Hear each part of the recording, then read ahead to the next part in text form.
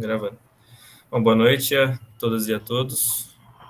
Mais uma aula da Liga agora, aula voltada para o internato. Hoje a gente trouxe o Dr. Christian Akuta, que é graduado em Medicina pela Unicamp, fez residência médica aqui na Unicamp também, em Medicina de Emergência, e atualmente é contratado da Unidade de Emergência Referenciada do HC Unicamp. Muito obrigado, Dr. Christian, por ter aceitado o convite. É sempre uma honra. Uma boa aula, Perfeito. fica à vontade. Tá bom.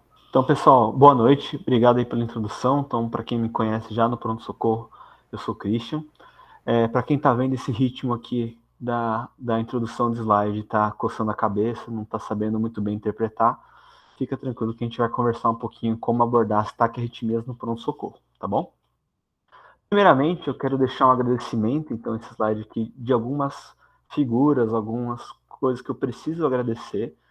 Primeiro, doutora Mamatu, tá bom? Então, o pessoal brinca, a Elo brinca que eu vou largar ela pela Mamatu, mas é mentira. Ele é um grande emergencista americano, ele é especializado em eletro. Grande parte do raciocínio que eu vou apresentar para vocês na aula é baseado nas aulas dele. Ele é um cara muito didático, aconselho a verem os vídeos dele. Life in the Fast Line é um site que eu não tenho outras palavras, é um site brilhante, ele tem várias coisas de emergência, e em específico ele tem um setor só de biblioteca de eletro, então grande parte dos eletros que vão estar na aula foram tirados dessa fonte. A European Society of Cardiology, então a ESC, né? A ESC é uma das principais fontes de conhecimento e guidelines na área de cardiologia. Eu pessoalmente acho muito melhor os guidelines deles do que o da ARRA. Eles são muito completos, são muito didáticos, se vocês quiserem ler. A aula também é baseada nos guidelines da ESC. E, é claro, agradecer ao convite da Liga de Cardiologia por chamar eu aqui para apresentar essa aula de taquiarritmias no pronto-socorro. Então, vamos lá. Quais são os objetivos da aula? O que eu espero atender durante a aula? Como identificar as principais taquiarritmias no pronto-socorro, como manejar essas taquiarritmias. Então, inicialmente, tinham proposto para mim falar sobre fibrilação no departamento de emergência, porque eu sei que fibrilação atrial é uma dúvida que muitos internos têm. A gente vai abordar, em específico, essas arritmias, fluteria e fibrilação, que tem um manejo mais específico, tá bom? Então, vocês vão sair daqui, espero que sabendo um pouquinho, uma noção de como manejar. E, por fim, eu vou deixar alguns eletros desafiadores, que é mais porque eles têm alguma nuance que pode cair em prova, pode cair em pegadinhas, e que são bem interessantes, principalmente para a Bruna que está assistindo R1 da emergência, são eletros que eu vou desafiar vocês a gente interpretar junto. Então, não dá para eu falar de eletro sem lembrar, e principalmente taquiarritmia, sem lembrar mais ou menos como que é a condução cardíaca. Então, lembrar que o coração é um músculo, mas ele precisa, né, eu preciso ter uma condução elétrica, preciso ter tecido especializado para que eu conduzir o estímulo elétrico e causar contração cardíaca, essa rede elétrica. No eletro, eu vou ver isso baseado em ondas. A resultante dessas despolarizações e da repolarização aparece com o P, o QRS e o T, tudo bem? Essa aula não é fundamentos de eletro, não é fundamentos dessa base, eu espero que vocês já tenham tido isso em alguma aula prévia, tudo bem? Mas de forma rápida, no jeito normal, na condição normal, o nó sinoatrial geralmente é o que conduz a corrente elétrica pelos átrios, gera a despolarização dos átrios depois, vai bater no nó atrioventricular, que vai meio que bloquear a parte da condução, e vai depois conduzir via ramo esquerdo e ramo direito, as fibras que a gente chama de fibra de Purkinje, a contração cardíaca. A gente vai ver que quando isso está preservado, a condução é rápida. E quando isso não está preservado, a gente vai ter uma condução lenta, alargando assim o QRS. Bom, para entender taquicardia, eu preciso ter 3 passos. Então, se for para decorar algum dos slides dessa aula, decore esse slide. Ele vai te ajudar a entender como diagnosticar grande parte das taquicardias da emergência. Primeira coisa, a gente vê o QRS é estreito ou o QRS é largo. QRS estreito, como eu falei, quer dizer que eu tenho as fibras de Purkinje conduzindo direitinho, quer dizer que a condução está sendo rápida. O QRS vai alargar quando tem algum bloqueio de algum dos ramos, ramo direito ou esquerdo, ou quando a minha condução está sendo puramente ventricular, condução fibra a fibra. Segunda parte é ver se o ritmo é regular ou se ele é irregular. Então, se o intervalo entre os R's é regular ou irregular. E, por fim, a pergunta que vai matar é o que o átrio está fazendo? O que está acontecendo com a onda P? A onda do átrio é a onda P.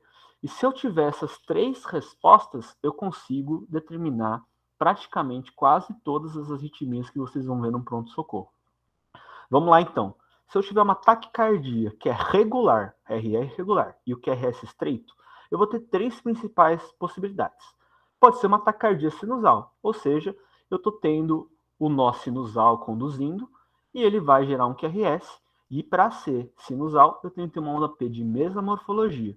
E também a gente coloca que ela tem que ser uma onda P que está indo de cima para baixo, então ela é positiva em D2, D3, e AVF, e negativa em AVR. A gente vai entender isso um pouco melhor com os elétrons. Taquicardia supraventricular é um termo, na verdade, que engloba diversos tipos de taquicardia que estão acima do nó atrioventricular, mas que não são sinusais. Então, toda taquicardia, ela geralmente, com que é restrito, vai ser supraventricular. Mas a gente usa esse termo principalmente para as de reentrada, então o mecanismo de reentrada nodal. Eles são usados como quase sinônimos. Nela a gente não vai ter onda P, ou vai ter uma onda P retrógrada. Eu vou explicar direitinho o que é isso, e às vezes pode vir uma depressão do ST, é normal. E por fim, o flutter atrial com condução AV constante.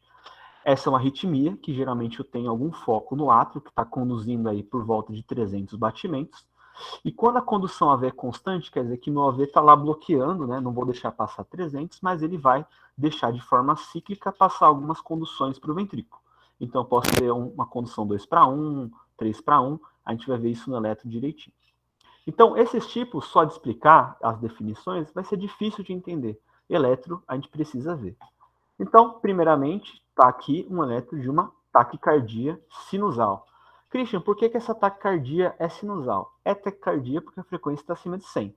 Eu estou vendo que RS estreito, então ele dura menos de 3 quadradinhos, e ele é regular. Então, a próxima pergunta é o que o átrio está fazendo. Então, vamos dar uma olhadinha aqui no que o átrio está fazendo. Vamos lá. Então, dando um zoom aqui, eu consigo ver que antes de cada QRS eu tenho uma corcovinha, que é a onda P. Então, P, QRS, T. P, QRS, T. Então, eu estou tendo um ritmo em que eu estou sempre tendo onda P precedendo do QRS. Eu sei que essa onda P é sinusal porque ela é positiva nas paredes inferiores, D2, D3 e AVF, e ela é negativa em AVR. Então, ritmo regular, QRS estreito, onda P presente em todo QRS e sempre de mesma morfologia. Isso é um eletro de uma taquicardia sinusal. Como que eu manejo uma taquicardia sinusal? Geralmente a taquicardia sinusal é um ritmo que ela não causa instabilidade por si só. O manejo da taquicardia sinusal é você tratar o que está fazendo o paciente ficar taquicárdico. Pode ser falta de oxigênio, então dá oxigênio. Pode ser falta de líquido, de fluidos, de cristalóide. Pode ser dor, o paciente está com dor, dá uma analgesia. Pode ser ansioso, ciálise, pode tranquilizar o paciente, aguardar um pouquinho, às vezes fazer medicação para ansiedade. Mas a chave é, a taquicardia sinusal nunca causa instabilidade por si só. Eu não preciso tratar o ritmo, não preciso diminuir frequência. Eu preciso tratar o que está fazendo aumentar aquela frequência. Muito bom. Esse eletro, às vezes parece aquele outro, mas vamos ver alguns detalhes. É um QRS estreito, ele é regular, eu estou vendo ele sempre num ritmo regular, porém, opa, cuidado que minha gatinha está querendo invadir a tela, vai para lá, cagoia. Só que a gente tem uma coisa diferente aqui, vamos dar um foco aqui. Aqui era para eu ver uma onda P, mas eu não estou vendo nenhuma onda P. Então eu estou tendo um ritmo, um QRS estreito, mas eu não estou vendo onda P. Isso é uma taquicardia que a gente chama de taquicardia supraventricular. No caso, uma taquicardia supraventricular por reentrada. Aqui, aquela onda P que a gente fala de onda P retrógrada. Mas, Christian, eu nunca entendi o que é uma taquicardia supraventricular. Desenha para mim. Vamos lá. Aqui, então, as fibras de condução do coração, tá? Então, geralmente era para o nó AV mandar para o nó atrioventricular.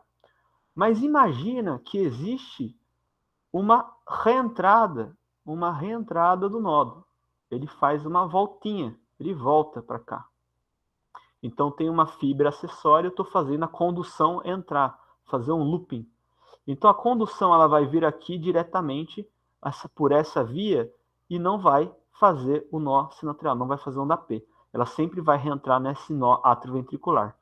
Então eu vou começar a ter conduções que são estreitas, porque eu estou conduzindo a partir daqui, só que elas não são precedidas de onda P.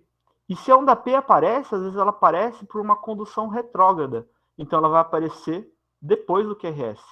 Eu conduzi e ele vai aparecer ou dentro do QRS ou depois do QRS. Então isso é o mecanismo de uma taquicardia supraventricular por reentrada nodal. QRS estreito, regular, mas eu não identifico onda P, ou quando eu vejo onda P, ela vai estar depois do QRS, uma onda P retrógrada. Manejo da taquicardia supraventricular. Bom, ao contrário da ataque sinusal, a ataque supra pode causar instabilidade, pode fazer com que o paciente fique com dor torácica, com falta de ar, com queda de pressão. Então, às vezes, a gente vai precisar manejar essa taquicardia. Por quê, Christian? Porque se você deixar a frequência cardíaca muito alta, eu não tenho tempo de relaxamento, de diástole, e o paciente pode instabilizar. A gente pode tentar inicialmente manobras vagais. São manobras que a gente tenta estimular um reflexo de bradicardia do nervo vago. Então, pede para o paciente assoprar seringa, manobra de valsalva, estimula seio carotídeo se o paciente não tiver fator de risco para aterosclerose, paciente jovem é o reflexo carotídeo. Então, estou tentando fazer bradicardia.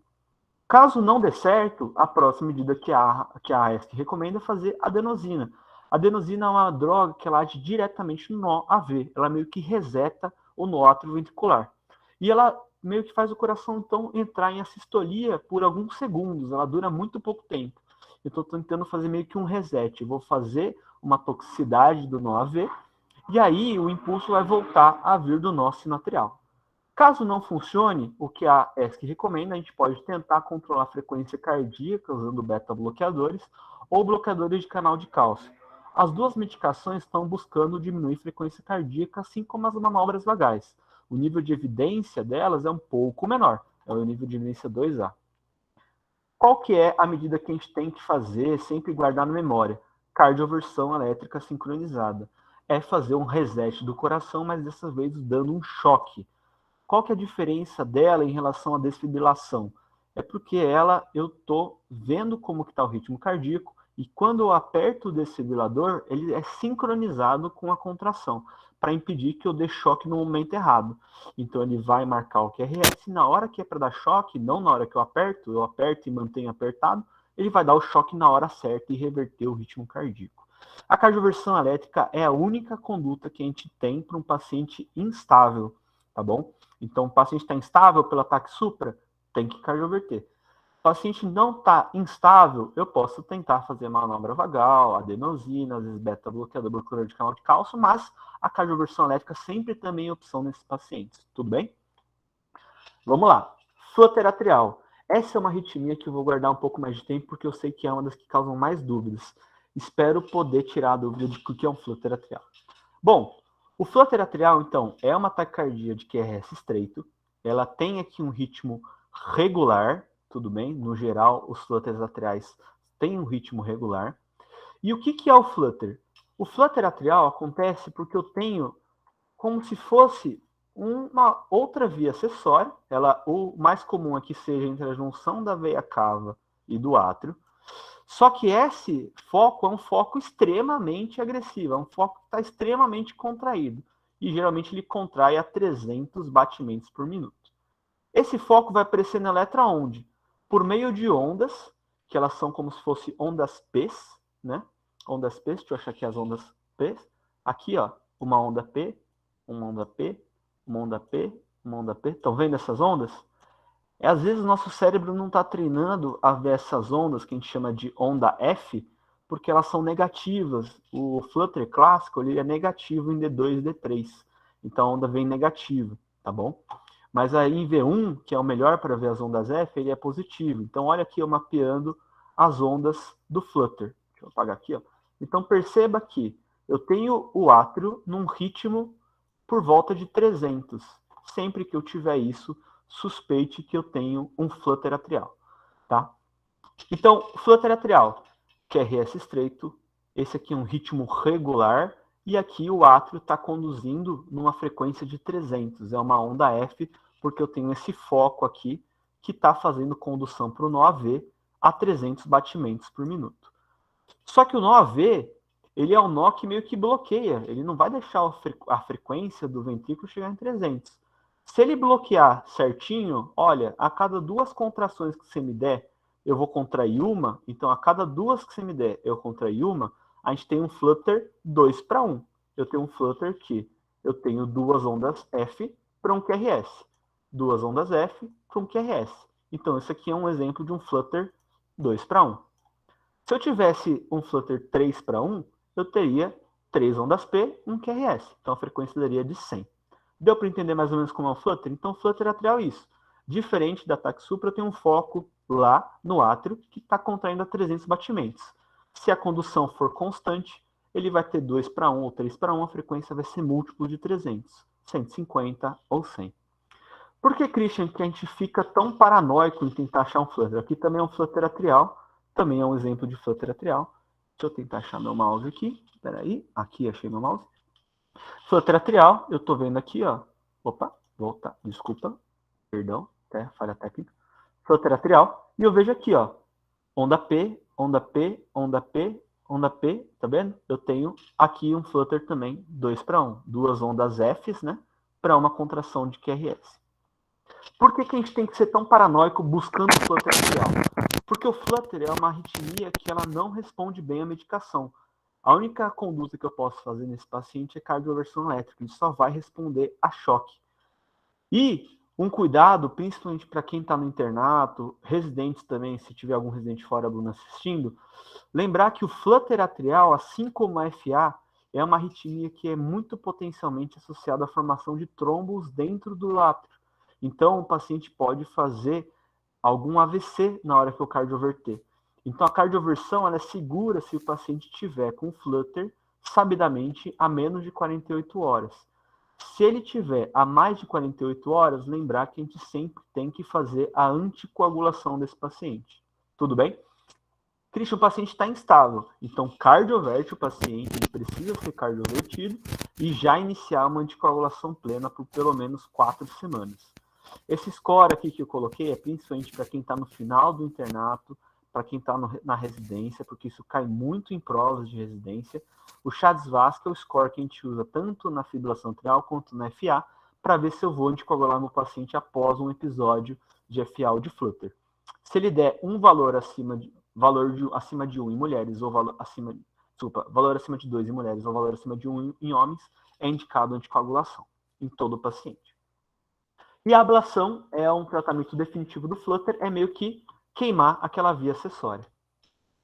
Então, relembrando os 3 passos que a gente precisa lembrar. Taquicardia, que é estreito ou largo, ritmo regular ou irregular, e o que o átrio está fazendo. Pode fazer a pergunta, Marcos. Ô, Cris, em relação ao flutter atrial e FA, quando a gente vai fazer, o choque, né, dar o choque, a gente precisa ver se é mais ou menos 48 horas, igual o senhor explicou, né? A minha dúvida é o seguinte, se for mais que 48 horas e o CHA-2-VASc dele for menor que 2 para homens ou menor que 3 para mulheres, eu anticoagulo mesmo assim ou eu posso dar o choque sem anticoagular? Idealmente, todo paciente que você tem menos de 48 horas, isso nos guidelines colocam, você pode ter uma terapêutica chamada Wait and See, porque até 64% deles revertem sozinho depois que você faz medidas, oxigênio, tá bom? Na ausência de reversão, aí você considera cardioverter.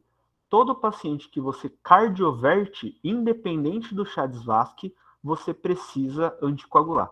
Qual que é o paciente que você não precisa anticoagular, Christian? Então, é o paciente que tem uma FA, mas é uma FA que tem um risco muito, muito baixo, eu não vou cardioverter ele.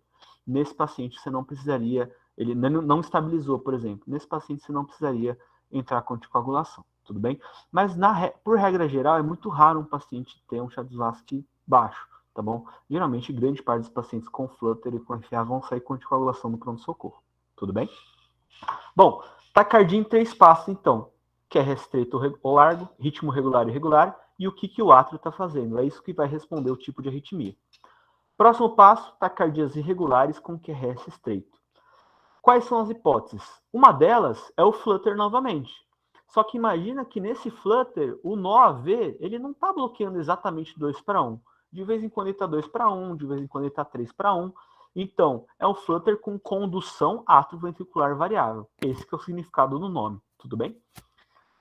mas a atividade do átrio geralmente é em 300 também.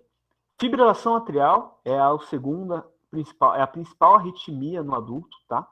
É uma atividade atrial irregular. O átrio está fazendo o quê, então? Ele está fibrilando, ele está tendo diversos focos elétricos, mas sem causar uma contração efetiva. É por isso que, geralmente, a linha de base é quase isoelétrica. Eu não consigo ver, na verdade, desculpa, eu não consigo ver a linha de base, ela é um monte de garrancho, tá bom? E eu não vejo uma onda P bem delimitada, porque o átrio está fibrilando, tem diversos focos elétricos não funcionais. E, por fim, isso é uma arritmia um pouco mais rara, mas que às vezes pode cair em algumas provas de residência, por isso que eu coloquei, a taquicardia atrial multifocal, é onde eu tenho outros focos atriais, ela lembra muito o FA, mas eu tenho focos específicos que fazem uma contração atrial. Para ser taquicardia atrial multifocal, tem que ter pelo menos sempre o QRS precisa por onda P, mas eu tenho que ter mais de 3 morfologias de onda P. Vamos ver isso em eletro, que é mais fácil de decorar. Bom, aqui é o meu flutter atrial. Por que é um flutter atrial, Christian? Porque eu tenho um QRS estreito, né? Um QRS estreito, e eu olho para o átrio e vejo que o átrio está contraindo numa frequência fixa, né? Uma frequência fixa por volta de 300. Né? A onda F às vezes fica escondidinha, mas aqui, ó, quando eu estou sinalizando para vocês, dá para ver ela. Então, a onda do átrio, ela está mantida num ritmo aqui, ó, de 300. Aquela cai em cima da onda T, por isso que ela não parece tão clara. Então, vi um átrio contraindo por volta de 300, pense em flutter. Só que nesse caso, eu tenho um flutter que ele tem momentos que conduz 4:1, momentos que ele conduz 3:1. Então, ele é um flutter de condução atrioventricular variável. Tudo bem? Deu para entender mais ou menos isso? A ideia é exatamente igual ao do outro flutter, é a mesma fisiopatologia. Eu tenho um foco de 300, só que dessa vez o 9 conduz alguns, outros não. Como a gente vai ver no eletro, que é RS estreito, porque eu tenho as fibras de Purkinje íntegras, o intervalo RR vai ser irregular, mas eu tenho uma onda F, o átrio que eu vejo está sempre no mesmo ritmo. O que é uma fibrilação atrial, então? Aqui, se eu der um zoom para vocês, vocês vão ver que não dá para eu ver direito como que é a onda P. Eu até posso falar, será que isso aqui é uma onda P? Ah, mas aqui não dá para ver uma onda P direito. Ah, aqui tá estranho, né? Tá estranho. Eu chego aqui nessas partes, ó, tenho condução que eu não vejo bem, aqui é uma onda T, né? Aqui não tem onda P. Ou seja, não dá para delimitar e não dá para mapear uma onda P. O meu átrio está fazendo esse movimento, ele está fibrilando. E nisso, o 9 ele está conduzindo. Alguns ele conduz, outros não. Por isso que é um ritmo regular, mas um ritmo irregular com QRS estreito e eu não vejo onda P. Então, novamente, as 3 perguntas. É um QRS estreito, o ritmo vai ser irregular e eu não vejo onda P. O que o átrio está fazendo? Está fibrilando. Isso é uma fibrilação atrial. Como que ela funciona, então? Eu tenho vários focos, né? Vários focos no meu átrio, só que eles estão fazendo cada uma condução de um ritmo desorganizado, estão contraindo. De vez em quando vai passar condução para o nó AV, que vai passar para o ventrículo, só que em uma frequência irregular. Então ele vai contrair de forma irregular, que esse vai ser estreito, mas eu não vou conseguir mapear o que está acontecendo no átrio. Manejo da FA. Então, novamente, a FA é uma das principais arritmias, é uma coisa que surge muita dúvida, era o tema que o pessoal queria que eu desse na aula, porque ela realmente causa muita dúvida. Eu vou tentar salvar a dúvida de vocês. Bom, primeira coisa, lembrar de sempre tratar a causa de base. A FA pode causar instabilidade por si só? Pode. Mas em grande parte das vezes ela é um ritmo, o paciente já tem FA, o paciente já é cardiopata, já tem dilatação do coração, e o que está fazendo ele ficar taquicárdico é porque ele está séptico, é porque ele está desidratado, é porque ele está com oxigênio baixo. Então a gente tem que tratar a causa de base para tentar baixar a frequência cardíaca. Baixar a frequência cardíaca quanto, Christian? Geralmente a FA, a gente quer que ele mantenha uma frequência cardíaca menor que 110. É isso que os guidelines recomendam, manter uma frequência cardíaca menor que 110. Então, inicialmente, tem que tratar a causa base, tirar a dor, dar oxigênio. Lembrar de sempre anticoagular, ela é uma arritmia que causa muito trombo intracavitário, porque aquele átrio que está fibrilando não está contraindo efetivamente o sangue, isso gera turbilhonamento de sangue, tríade de Virchow, faz trombo intracavitário. Então, se tiver um Chades-Vasque em homens acima de 1 ou em mulheres acima de 2, eu tenho indicação de anticoagulação sempre. Cardioversão elétrica sincronizada, mesma ideia do Flutter. É se o paciente estiver instável pela FA ou se o paciente tiver menos de 48 horas e não reverteu espontaneamente, eu posso cogitar cardiovertê-lo. Tudo bem? Como que eu posso controlar a frequência cardíaca para baixo de 110, Christian? Eu posso usar beta-bloqueadores ou bloqueadores de canal de cálcio. Então, beta-bloqueador, Smolol, metoprolol, bloqueador de canal de cálcio, verapamil, né? Ou digitálicos, digitoxina, deslanosídeo, são medicações para controlar a frequência. Entender que todas elas têm um certo prejuízo na fração de ejeção. Então, a gente tem que tomar cuidado para o paciente não chocar. Se ele estiver chocado, sincronizada, cardioverter. E controle de ritmo são medicações antiarrítmicas. A gente pode considerar tentar controlar o ritmo, tudo bem? Propafenona é uma opção via oral, tá bom? É um esquema que é usado para pacientes que têm FAs paroxísticas e de baixo risco cardiovascular. E a mildarona é o que a gente às vezes vai usar no pronto-socorro para aquele paciente que eu quero manter uma frequência cardíaca menor que 110, eu não estou conseguindo, já tratei todas as causas bases, ele está anticoagulado, de preferência sempre lembrar de anticoagular, e eu quero só controlar de forma química, sem cardioverter. Eu posso tentar usar a amildarona. Ataque atrial multifocal, então, que é essa arritmia mais rara, ela é rara por quê? Porque ela era muito comum nos pacientes grandes DPOcíticos que usavam teofilina. Eu ainda posso ter elas em pacientes que têm hipertensão pulmonar, tudo bem? Então, o QRS dela é irregular, tá vendo aqui? É meio que irregular, né? O intervalo entre os QRS. E eu sempre vejo que antes do QRS eu tenho uma onda P. Sempre antes do QRS eu tenho uma onda P. Só que a morfologia dela varia. Ó. Eu tenho pelo menos 1, 2, aqui parece a 2. Eu tenho 3 tipos no mínimo de onda P. Então, o que eu estou tendo, eu tenho focos, é que como se fosse a ideia da FA, mas são focos específicos. Eu tenho o foco 1, o foco 2, o foco 3, que estão conduzindo no lugar do nó AV, do lugar do nó sinatrial, a condução para o QRS. Então, eu vou ter um ritmo que vai ser um pouco irregular e a morfologia da onda P vai mudar porque o foco está mudando. Então, às vezes vai ser 1, às vezes vai ser o 2, às vezes vai ser o 3. Tudo bem? Por que eu cito ela? Porque assim como a ataque sinusal, ela é uma arritmia benigna. Geralmente você não precisa reverter esse ritmo. O paciente precisa tratar a causa base, tratar o DPOC, tratar a pneumonia, tratar a hipertensão pulmonar. Então, a gente nunca cardioverte um ataque atrial multifocal. Tudo bem? Taquicardia 3 passos. Lembra bem desse mnemônico, só falta então mais 2 tipos. O próximo tipo é taquicardias regulares, mas agora com QRS largo. Então, lembrar que eu falei no começo da aula, que QRS largo indica que eu tenho algum problema nas fibras de Purkinje, o ramo direito ou esquerdo, ou eu tenho alguma condução fibra a fibra. 3 tipos principais. Eu posso ter uma taquicardia que é sinusal, é um paciente tem um ritmo sinusal, mas eu tenho um bloqueio de ramo. Eu tenho um paciente que tem um bloqueio de ramo direito e esquerdo, a gente vai mostrar como que diferencia. Ele é uma taquicardia sinusal, como a outra, só que eu estou tendo um atraso da condução porque eu tenho um bloqueio de ramo. Eu posso ter uma taquicardia que é ventricular, ela é um ritmo que vem do ventrículo, tá? Para ser regular, esse ritmo que é regular, a gente chama de taquicardia ventricular monomórfica. Eu não vejo uma onda P, às vezes ela vai estar escondida, ou quando eu vejo a onda P, ela está independente do ventrículo, porque a condução está sendo, na verdade, iniciada pelo próprio ventrículo. Geralmente, a taquicardia ventricular monomórfica não lembra nem BRD nem BRE, não lembra bloqueio de ramo direito nem esquerdo. E guardem que, para ser taquicardia monomórfica ventricular, eu tenho que ter uma frequência acima de 120. Então, para chamar de TV, eu tenho que ter acima de 120 batimentos. E, por fim, taquicardia supraventricular com aberrância. O que é aberrância, Christian? Que diabos é aberrância? Eu, pelo menos, não sabia o que era aberrância quando eu era interno.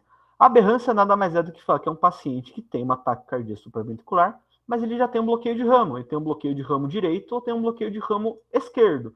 Então, ele vai ter a morfologia de BRD ou BRE. Só que a gente vai ver que eu até estou fazendo um desserviço de falar para vocês que ela existe. É melhor você fingir que ela não existe. Porque o manejo dela, se você manejar ela e identificar erroneamente, você pode, sem querer, matar o seu paciente. A gente vai ver por que isso acontece. Muito bom. Taquicardia sinusal com bloqueio de ramo esquerdo. Eu estou vendo então aqui, é um QRS regular, primeira pergunta respondida. eu vejo que o QRS está largado, tem mais de 3 quadradinhos. Então, uma taquicardia com RR regular. E aí a pergunta é, o que o átrio está fazendo? O átrio está funcionando normal, é uma onda P. Onda P. Então, o que eu estou tendo aqui é um padrão de bloqueio de ramo, e aqui é um bloqueio de ramo esquerdo. Por que funciona? O que acontece com o bloqueio de ramo esquerdo, Christian? Por que ele acontece? Eu tenho, geralmente, BRE pode acontecer principalmente por infarto, eu tenho alguma coisa uma doença que impede que a condução aconteça para o ramo esquerdo. Ela não vai acontecer para o ramo esquerdo. Então, o que acontece? Eu estou tendo um ritmo sinusal, ele vai lá fazer onda P. Fez onda P. Chegou no átrio ventricular, ele vai ser conduzido para o ramo direito primeiro, então ele vai ser conduzido para o ramo direito, mas depois a condução para o ramo esquerdo vai ser fibra a fibra, ou seja, lentificada. Ele vai ter uma condução mais lenta. E depois tem a repolarização. Por que isso aqui é bloqueio de ramo esquerdo no elétrico? Como que você identificou que isso aqui é um bloqueio de ramo esquerdo no elétrico, Christian? Porque V1 está sempre vendo, quando a gente coloca o eletrodo no paciente, quando a gente desenha o paciente, o V1, ele geralmente fica aqui. O 1 fica aqui. E o V6... Opa, desculpa, voltei. Opa, estou apertando o botão errado. E o V6 que está aqui, ó, V1 e V6. O V6, ele está aqui, né? Ou seja, eu estou vendo que o atraso, a resultante de condução, está fugindo de V1, ela é negativa em V1, e está indo em direção a V6, ela é positiva em V6. Então, eu estou vendo que a condução está indo do ramo direito para o ramo esquerdo. Ah, Christian, entendi um pouco. Tem alguma forma fácil de lembrar? Olha V1 e V6. Imagina como se fosse uma seta de carro. Seta de carro, eu estou dando seta para a esquerda. Eu estou jogando o meu seta para a esquerda. Aqui. Estou fazendo esse movimento aqui. Estou jogando a seta para a esquerda. Então, isso é um bloqueio de ramo esquerdo. Bloqueio de ramo direito, mesma ideia, é o oposto da outra. Eu vejo V1 positivo e V6 ele vai estar negativo. Cadê V6? Opa, aqui. V6 está aqui. Ó. V6 negativo, V1 positivo. Isso é um bloqueio de ramo direito. Acontece porque o bloqueio de ramo está aqui. Eu conduzo primeiro a fibra esquerda e depois ela vai em direção à parede direita. Tudo bem? Como que a gente maneja taquicardia sinusal com bloqueio de ramo? Igual a taquicardia sinusal. A gente tem que estabilizar, geralmente ela não causa instabilidade. Taquicardia supraventricular com aberrância, só para vocês verem, então, lembra muito a taquicardia, o mesmo conceito, que é regular, tá bom? Regular. A morfologia daqui é a morfologia de bloqueio de ramo esquerdo, né? V1 negativo, V6 positivo, mas eu não vejo onda P. Eu não estou vendo onda P. Cadê a onda P? Então, isso aqui é um ritmo de reentrada nodal. Mas por que eu falei para vocês antes para nem lembrar que ela existe? Por quê? O manejo da TAC supra é a mesma do que a gente já falou, né? Manobra vagal, adenosina, beta-bloqueador, bloqueador de canal de cálcio e, por fim, cardioversão sincronizada, principalmente quando está instável. O problema é que a taquicardia ventricular, isso aqui é uma taquicardia ventricular, que é RS alargado, eu não vejo onda P, né? Ela às vezes pode lembrar muito ataque supra com aberrância. Então, ataque supra com aberrância e a TV monomórfica podem ser muito difíceis de serem diagnosticadas, diagnosticar uma em relação à outra. Tanto que pessoas... Então, como que funciona a TV? A TV acontece porque eu não estou tendo condução adequada. Então, eu tenho, por exemplo, um infarto e eu estou tendo um tecido necrótico aqui que está inflamado. Ele que começa a conduzir o ventrículo, ele começa a estimular o ventrículo. Então, a condução vai ser larga e ela está sempre num ritmo diferente do átrio. Então, às vezes eu vou ver ondas P's, mas elas são dissincrônicas ao ventrículo. Elas são desincronizadas. Bom, diferenciar taquicardia ventricular da TAC supra é importante por quê? Porque o manejo da taquicardia ventricular geralmente é cardioversão elétrica sincronizada. Raramente o paciente fica estável quando está apresentando uma TV no monitor, monomórfica, tudo bem? E mesmo quando ele está estável, no máximo a gente pode entrar com amiodarona. Se eu der bloqueador de canal de cálcio, verapamil, ou der beta-bloqueador numa taquicardia ventricular, o paciente vai entrar em FV, ele vai parar. Então, se eu confundir ataque supra com aberrância com um ataque ventricular e quiser tratar com beta-bloqueio, tratar com bloqueador de canal de cálcio, eu posso matar o paciente. E é difícil de diferenciar se taquicardia supraventricular com aberrância ou TV. Já fizeram vários scores, tem 5 principais, aqui é uma revisão de 2012, que avaliou 5 diferentes formas de tentar diferenciar essas taquicardias com QRS alargado, né? Taque supra com aberrância ou TV. E nesse estudo mostrou que o melhor score vai ter uma sensibilidade de 94%. Ou seja, de cada 100 pacientes que você fizer isso, 6 você vai poder matar com a sua conduta. Logo, elas não são seguras. O manejo da taquicardia ventricular funciona no ataque supraventricular. Se eu manejar o paciente com QRS alargado como taquicardia ventricular, ele vai ser manejado de forma adequada. Eu vou cardioverter ele, tudo bem. Agora, o manejo do ataque supra pode matar o paciente com taquicardia ventricular. É por isso que a gente fala que sempre que você tiver um QRS largo e irregular, meio que esquece que existe taque supra. É melhor você interpretar que é uma taquicardia ventricular e não uma taque supra com aberrância. Vocês vão ver bastante isso quem for fazer CLS. O ACLS recomenda isso. Tá em dúvida? Não gaste tempo. Pessoas muito inteligentes, muito mais inteligentes do que eu, eletrofisiologistas, ainda não acharam uma forma segura de diferenciar o que é taque supra com aberrância e o que é taquicardia ventricular. Então, vamos tratar como taque ventricular. Tudo bem? Essa mensagem ficou clara, né? Beleza. Por fim, acabando já essa parte de identificação, eu vou falar do paciente que tem taquicardias irregulares e o QRS é largo. Eu posso ter um paciente que tem uma fibrilação atrial e ele tem bloqueio de ramo. Ele vai ter um ritmo irregular, mas quando ele tem bloqueio de ramo, eu vou ter um QRS que vai estar largado. Tudo bem? E eu posso ter, às vezes, uma fibrilação ventricular. Fibrilação ventricular, assim como a fibrilação atrial, eu tenho vários focos elétricos no ventrículo, então o ventrículo não está contraindo. Eu acho que isso aqui não é um ritmo de eletro, não devia ser. É um ritmo de parada. Se você identificou uma FV no eletro, está errado. Isso aqui é para ser identificado no monitor. Porque a cada 1 minuto que você não desfibrila esse paciente, a única conduta que é desfibrilar o paciente, você vai acarretando 10% a menos de sobrevida. Ou seja, o eletro que demora, 2 minutos, 3 minutos fazer, você já está aumentando em 30% a mortalidade desse paciente.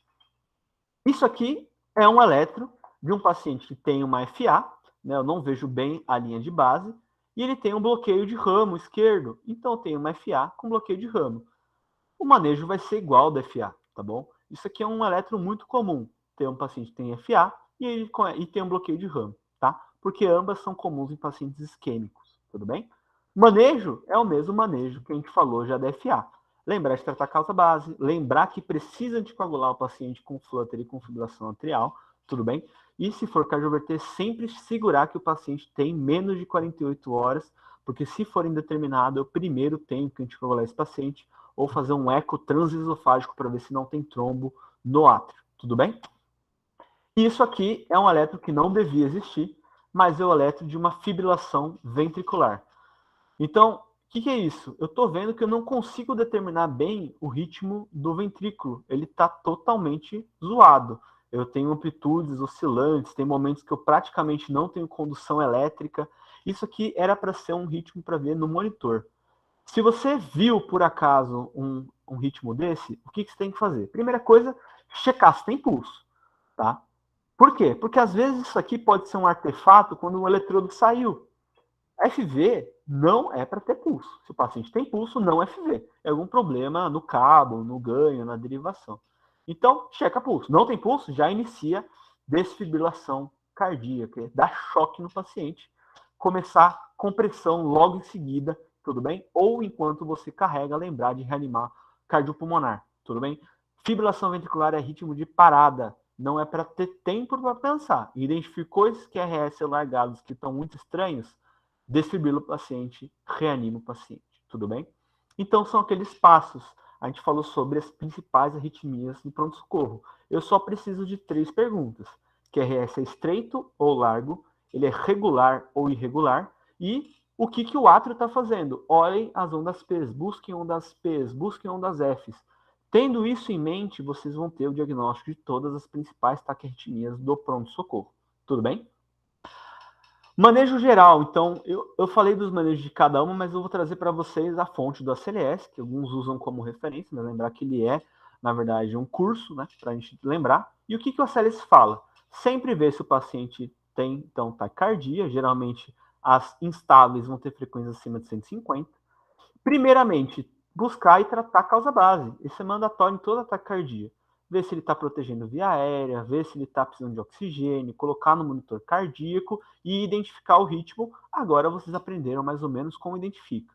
Ver pressão, ver oximetria.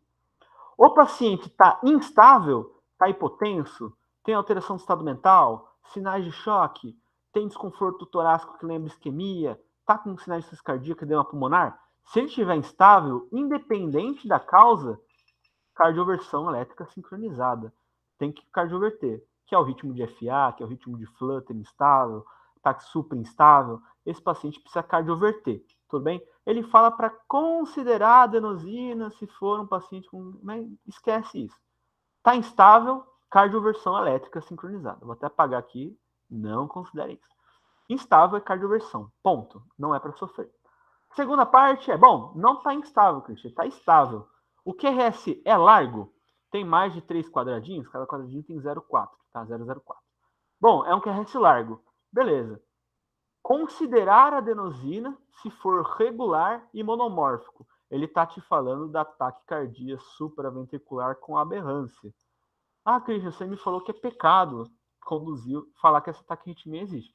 Eu concordo. Eu não concordo com essa conduta do ACLS. A ideia deles é porque teve um trabalho que mostrou que a adenosina, ao contrário do beta-bloqueio e ao contrário do bloqueador de canal de cálcio, ela não mata o paciente com taquicardia com TV. Então, às vezes, você pode fazer adenosina, porque se for uma ataque supra, reverteria, e se for uma TV, geralmente não reverteria. Mas esse raciocínio também está errado, porque teve alguns estudos que mostraram que a TV pode reverter com adenosina também. Mas, se ele está estável, considerar usar antiarrítmico, a mildarona, por exemplo, e considerar a chamar ajuda para o cardio. Já que a gente não sabe, vamos delegar a conduta para o cardiologista. Pode falar, Marcos. Professor, no caso, se eu der adenosina para uma taquicardia ventricular, não vai acontecer nada, né? O coração nem vai ter aquele stop assim para depois voltar, ele só vai continuar batendo. Ele vai continuar batendo porque o foco está sendo do ventrículo, tudo bem? Então tem gente, algumas pessoas defendem um trial de adenosina quando é um paciente estável e que tem uma TV, que tem um ritmo de QRS largo. Porque, se for um ataque supra, vai reverter, e se for TV, não vai reverter. Por que esse raciocínio é perigoso? Eu não quero que vocês saiam com ele, eu quero que vocês esqueçam esse tipo, esqueçam que ataque supra com aberrância existe. Por quê? Existe uma pequeníssima porcentagem de TVs que revertem com adenosina. E o problema é que um ataque supra, ela acontece por doenças menos graves do que um ataque ventricular. Um ataque ventricular, ela pode acontecer de novo, ela é um ritmo de maior instabilidade, geralmente o paciente fica instável durante o ataque ventricular, e geralmente ela é por causa isquêmica, eu vou precisar fazer cateterismo, eu tenho que investigar por que esse paciente entrou em taquicardia ventricular, tudo bem? Então, na verdade, eu prefiro não usem adenosina no ataque supraventricular com aberrância, tudo bem? Ela não vai causar o mesmo dano que o beta-bloqueador, que o bloqueador de canal de cálcio, que vai matar o paciente com TV. Não vai causar tanto problema como ela. Mas não tentem manejar o paciente com QRS largo e irregular como ataque supra com aberrância, porque não vai ter nenhum score que é seguramente efetivo de diferenciar uma da outra. Tudo bem? Beleza, entendi. Obrigado. Deu para entender. Perfeito. E se o QRS não for largo e o paciente está estável, eu vejo se eu vou fazer manobra vagal, vou tentar entrar com adenosina, entrar com beta-bloqueador, canal de cálcio, considerar chamar meu amigo cardio. A questão maior é, esse paciente está estável, provavelmente eu estou frente a uma taquicardia supraventricular sem aberrância de condução, eu posso tentar fazer manobra vagal, adenosina, beta-bloqueador, tentar diminuir a frequência cardíaca. Tudo bem? Porque está estável, às vezes uma FA estável, quero controlar a frequência cardíaca, só não preciso fazer nenhuma conduta mais invasiva, porque está estável. Tudo bem? Bom, essa é a parte, principalmente para os ligantes, que é mais importante vocês saberem. Agora é uma parte mais avançada. Eu vou guardar essa parte para quem tem interesse em eletros desafiadores, para quem está preocupado com prova de residência, ou quem está preocupado com casos que fogem um pouquinho às regras que eu falei. Tudo bem? É principalmente para despertar a curiosidade de que eletro tem mais coisa ainda, tá bom? Primeiramente, a gente olha para esse eletro aqui, tudo bem? Esses eletros são bem difíceis, tá bom? Se você perguntar para R1, R2, alguns R's de especialidades não vão saber falar o que está acontecendo nesse eletro, tudo bem? É um eletro bem complicado mesmo, é um eletro complexo, tá? O que difere das outras, né? Vamos lembrar aquelas 3 regras. O QRS é largo ou ele é fino? Ele é um QRS largo, beleza? Ele é um ritmo regular ou ele é irregular? Aí uma pegadinha. Esse ritmo aqui, ele é regular. É uma taquicardia de QRS largo e regular. Ela é regular. O átrio tem uma parte que ele estava funcionando com um ritmo sinusal bonitinho, mas aqui ele já, de repente, degringolou para um ritmo muito estranho. Isso aqui é o que a gente chama de taquicardia ventricular polimórfica. Ou seja, é uma taquicardia ventricular, ela vem do ventrículo, mas a morfologia do QRS vai mudando. Eu estou tendo mudanças de focos do ventrículo que estão estimulando. Em vez de ser aquele mesmo lugar que eu chamei de TV monomórfica, eu estou tendo diversos focos. Tudo bem?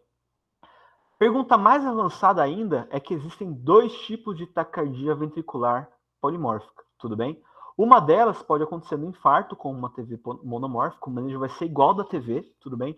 Cardioversão elétrica sincronizada, se o paciente está com pulso, se tiver sem pulso, desfibrilação, pode tentar investigar infarto, porque é um ritmo de infarto. Só que existe um tipo ainda mais especial de taquicardia ventricular polimórfica, que é o que a gente chama de torsade de Pontes. Eu não sei falar em francês muito bem. Torsades de Pontes. Torção das pontas.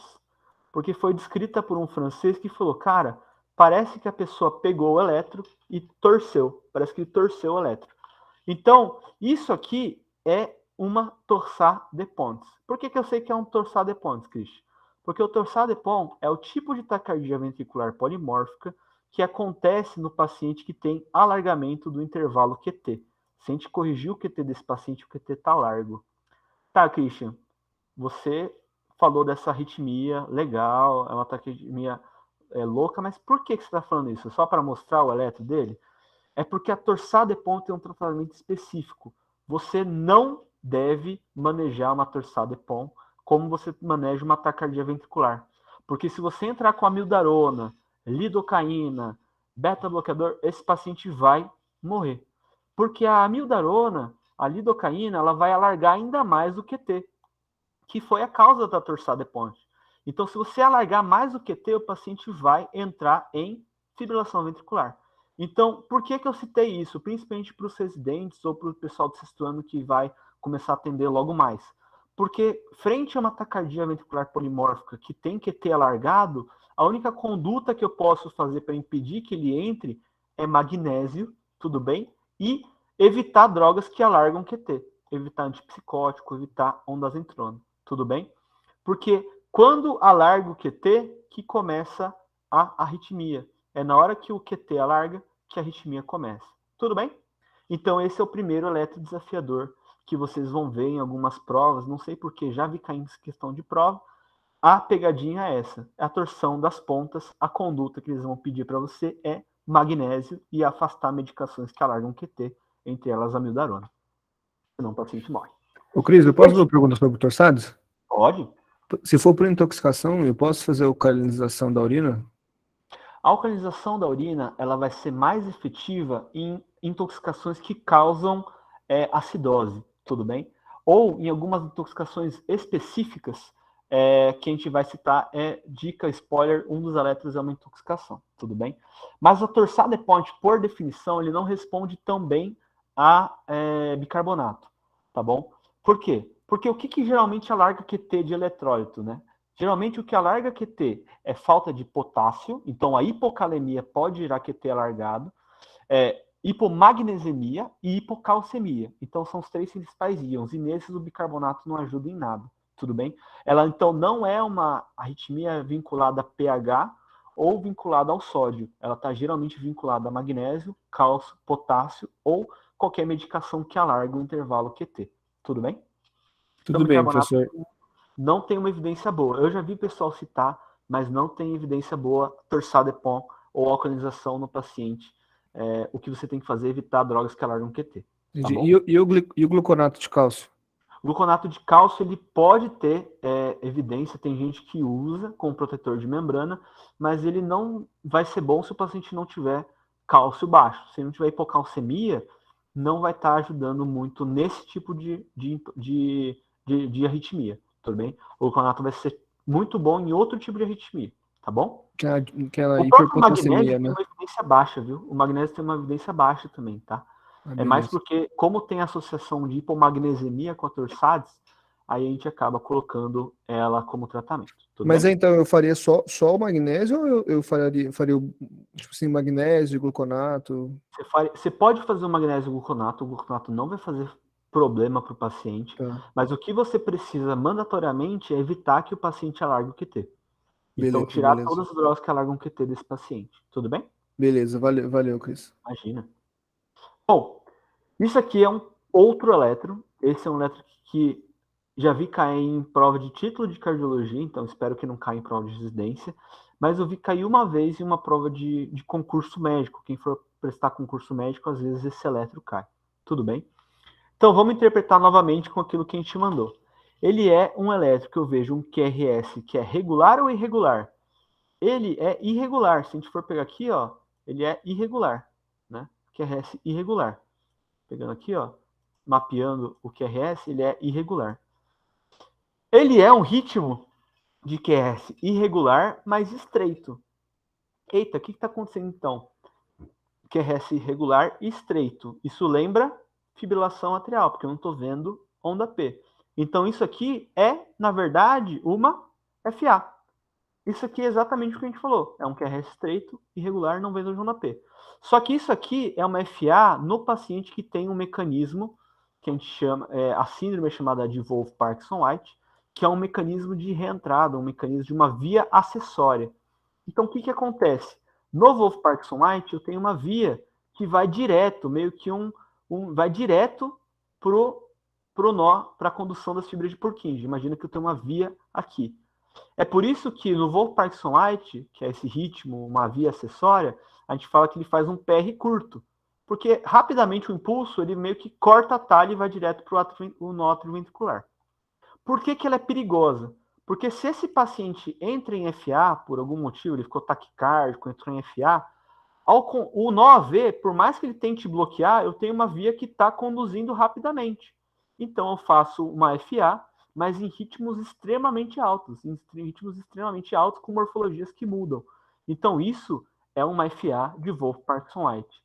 Por que você está citando isso, Christian? Para que diabos eu preciso saber que esse eletro existe?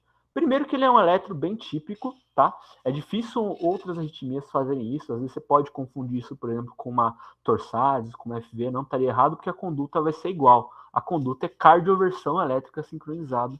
É você reverter com choque, tudo bem? Então, nesse paciente, o que é proibido nesse paciente? É proibido você dar qualquer droga que interfira no nó AV. Se você der adenosina, bloqueador de canal de cálcio, se eu der beta-bloqueador, eu vou bloquear o nó AV. Então, todos os impulsos vão para onde? Para a via acessória. Esse paciente vai para frequências acima de 300, ele vai entrar em fibrilação ventricular. Então, o paciente morre se você manejar ele como um outro ritmo. Então, nesse paciente com fibrilação atrial no Wolff-Parkinson-White, é proibido você usar qualquer droga que haja no nó AV. Por isso que eu citei eles para vocês. Às vezes é questão de prova. Conduta geralmente é cardioversão. É cardioverter eletricamente esse paciente, porque geralmente essa frequência já é uma frequência que causa instabilidade. Tudo bem? Isso aqui é um eletro que é bem desafiador. Isso aqui cai em prova de residência, já vi cair mais de 3 vezes em prova de residência, por isso que eu coloquei para os internos, tudo bem? E é um ritmo específico que precisa geralmente de uma história, tá bom? Geralmente ele nunca vem só esse ritmo, seria muita sacanagem. Geralmente ele vai vir sempre com a mesma história. É um paciente que veio com dor torácica, veio com suspeita de infarto com supra, você identificou o supra, iniciou trombólise no paciente. E ele começa a apresentar esse ritmo no eletro, tudo bem? E aí eles vão perguntar, e aí, o que a gente faz, o que você deve fazer para esse ritmo? Vamos primeiro interpretar ele. O paciente está lá, veio para o infarto, está com esse ritmo. Ele é um ritmo que ele é regular. Ele é um ritmo que é de QRS alargado, certo? Então, ritmo regular de QRS alargado. Bom, eu posso estar frente a uma TV monomórfica, eu posso estar frente a uma taquicardia supraventricular com aberrância, né? Seriam as duas hipóteses que eu pensaria, principalmente. Só que tem uma particularidade nesse ritmo que é a frequência. A frequência dele está menor do que 120, não é? Lembra que eu falei que para ser chamado de TV, a frequência tem que estar acima de 120? Então, se a frequência está menor que 120, isso não é uma TV. Isso é o que a gente chama de um ritmo idioventricular, porque ele vem do ventrículo, e ele é acelerado. Por que ele é acelerado? Porque os ritmos ventriculares geralmente têm uma frequência de 40, aqueles BAVT, né? Quando a condução não acontece, geralmente a frequência do ventrículo é por volta de 40. Quando a frequência está acima de 120, a gente chama de TV. E quando está entre 40 e 120, a gente chama de ritmo idioventricular acelerado ou RIVA. E por que cai na prova isso? Porque o RIVA é um ritmo que você não deve fazer nada. Isso é um ritmo transitório, ele é um marcador de que essa trombólise está funcionando. Quer dizer que está entrando oxigênio, o ventrículo começa a contrair nesse ritmo, e isso é um bom sinal, quer dizer que a sua trombólise funciona. Então tem gente que brinca que a única conduta numa RIVA, num paciente que infartou, é você dar diazepam pro médico. Por quê?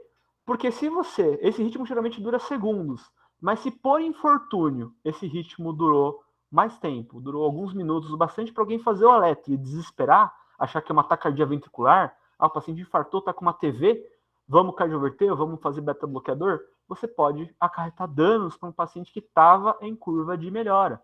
Então, quando você tem um ritmo de ventricular acelerado, frequência menor que 120, principalmente com essa história, o paciente foi trombolizado, durante a trombólise apresentou esse ritmo, a conduta é não fazer nada. É você dar um high five no paciente e falar parabéns, provavelmente vai funcionar a sua trombólise. Tudo bem? Para os internos, isso foi uma pergunta que tem no Moodle, tá bom? Então pode ser que cobre em algum momento, tá bom?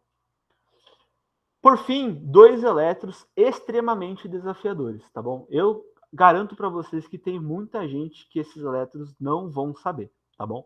Novamente, esse eletro tem que ter história para a gente identificar, e a mensagem que eu quero trazer para eles é sempre ver o QRS dos pacientes. Muito bem.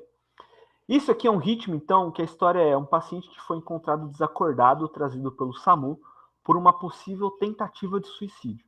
Tudo bem? E você vem esse ritmo no eletro. O paciente ele está estável hemodinamicamente. E eles vão te perguntar qual que é a conduta nesse caso. Muito bom. É um ritmo de QRS largo, bem largo, ó, quase 6 quadradinhos de duração. Não vejo onda P e ele é regular. Bom, Christian, é uma taquicardia ventricular monomórfica? Isso é o principal diferencial desse tipo de eletro.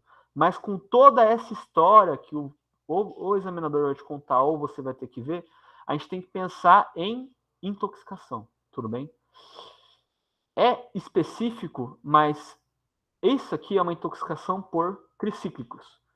Então, geralmente, na intoxicação por tricíclicos, a gente vai começar a ver um QRS muito alargado, então extremamente alargado, mais do que 5 quadradinhos, o que é estranho, uma TV geralmente não faz mais do que 5 quadradinhos, então sempre que tiver um ritmo com mais de 5 quadradinhos, pense em causas tóxico-metabólicas ou distúrbios eletrolíticos. E aqui a gente vai ver uma relação R' sobre R, isso é bem específico, é de emergencista, tudo bem? Então mais para a Bruna ou outros residentes tiverem visto aqui, acima de 0,7, tudo bem? Mark 0,7. R sobre R' acima de 0,7, tudo bem? Então isso aqui é um ritmo de intoxicação por tricíclicos. Christian, por que você colocou esse ritmo aí? Porque se na sua prova, por acaso, cair essa história e um eletro muito alargado, a conduta como um de vocês já falou, é bicarbonato de sódio. Isso aqui eu preciso entrar com bicarbonato, tem indicação às vezes de alcalinização nesse paciente, porque isso é uma arritmia muito associada a pHs baixos e também associada ao efeito dos tricíclicos. Eles são bloqueadores do canal de sódio. Então eu preciso dar sódio para esse paciente. Tudo bem? E por fim, esse eletro é o último eletro para vocês, o último eletro from hell para vocês. Novamente um QRS muito alargado. Então, como eu já preparei vocês, sempre que tiver um QRS muito alargado, pense em causas tóxico-metabólicas. Nesse caso, é um paciente que vem com história de que ele é dialítico e que ele está perdendo diálise. Isso aqui é um ritmo de uma hipercalemia. Isso aqui é um dos ritmos finais da hipercalemia. Ele está quase fazendo um padrão que a gente chama de sinusoidal. Ele parece que está fazendo um sinusoide. Tudo bem? Uma dica que é uma hipercalemia é essas ondas T, muito proeminentes, muito apiculadas. Tudo bem? Por que que faz isso, Christian? Hipercalemia pode dar qualquer alteração no eletro, tudo bem? Mas, em específico, ele dá muita bradicardia, principalmente, e também pode dar taquicardias com QRS muito largo. E a conduta para esse paciente é dar gluconato de cálcio, tudo bem? Gluconato. Por que gluconato de cálcio, Christian? Porque ele vai proteger a membrana da despolarização que é causada por esse tipo de intoxicação que é por potássio. Mas por que você mostrou esses dois elétrons, Christian? Porque tricíclico e gluconato. O que tem de comum entre eles? É quando você vê um paciente com um ataque à arritmia, com QRS muito largo. Você pode entrar com gluconato, você pode entrar com bicarbonato para ele, às vezes, empiricamente. Christian, vai fazer mal se eu fizer bicarbonato de sódio para um paciente? Não vai. Uma dose de bicarbonato para um paciente não vai fazer mal para ele, tudo bem? Não vai fazer nenhum desconforto, ele vai ser rapidamente metabolizado e eliminado. E gluconato de cálcio, Christian? Você vai estar dando cálcio, ele vai ficar com o osso mais forte, ele vai estar com mais danoninho no corpo. Não vai mudar nada, entendeu? Num paciente com normal, gluconato de cálcio não muda nada. Mas se for por hipercalemia, você pode salvar a vida dele, tudo bem? Então, até sair o laboratório e mandar, olha, o potássio está 8. Às vezes, nesse tempo, você já estabilizou a membrana dele. Então, sempre que estiver frente a um QRS muito largo, lembrar dessas pegadinhas, tudo bem? Então, pessoal, é uma aula bem difícil. Essa parte final em específico foi voltada principalmente para quem está preocupado em questão de prova, ou principalmente para quem for trabalhar em casos diferentes de emergência. A base da aula, que está gravada, vocês podem depois ver com calma com o pessoal da Liga, é as taquicardias FA, flutter, taquisupra, como diferenciar elas e como tratá-las. Eu espero que tenha dado para entender um pouquinho delas. Tudo bem? Valeu pela foto. Dúvidas, pessoal? Podem mandando aí no chat. Que eu tinha para falar era mais isso.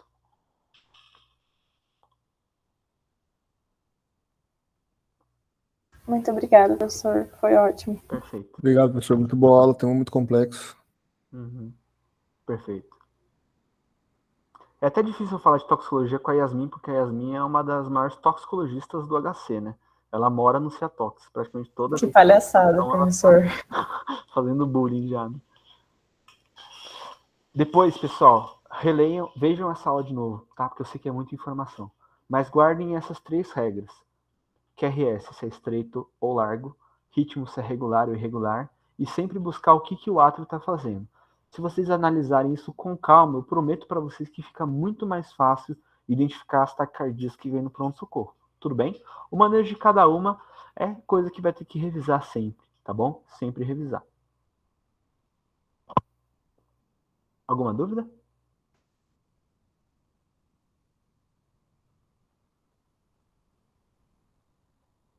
Nenhuma dúvida, pessoal? Bom, então acho que é isso. Muito obrigado a todos os ouvintes que vieram. Muito obrigado, Dr. Christian, por ter aceitado o convite, por ter dado essa ótima aula aí. E eu acho que é isso. Depois a gente disponibiliza a gravação para vocês. E boa noite a todos e a todas. Obrigado aí pelo convite, novamente. Obrigado pela presença de todo mundo. Tá aqui à noite vendo aula de eletro. É chato pra caralho, eu sei que é difícil. Mas são alguns conhecimentos que podem salvar muitas vidas. Então, deem uma reestudada depois, tá bom? Obrigada de novo, professor. Tchau, tchau. Boa noite. Tchau, tchau. Até mais.